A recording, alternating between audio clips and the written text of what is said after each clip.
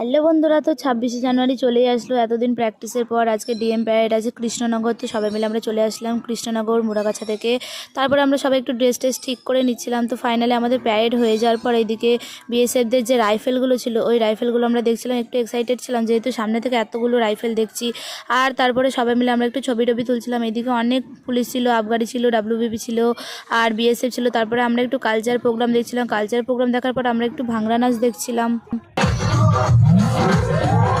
তো অনেকক্ষণ প্রোগ্রাম দেখার পর চলে আসলো প্রাইজ দেওয়ার পালা। আর আমাদের যে এই প্রাইজটা দিয়ে দেওয়া হলো, তো সবাই মিলে অনেক খুশি হয়েছি প্রাইজ পেয়ে। আর আমাদের এবার বাড়ি যেতে হবে, তার জন্য আমরা সবাই মিলে চলে গেলাম বাসের ওখানে। সবাই মিলে বাসের জন্য ওয়েট করছিলাম। আর এই যে সবাই মিলে ওয়েট করার পর বাস চলে আসলো। আর এই যে টিফিন দেওয়া হয়েছিল আমাদের, তো সবাই মিলে বাসে টিফিন খেয়ে চলে এলাম মুড়াগাছা থেকে ট্রেন ধরে চলে আসলাম সোজা বেথুয়া।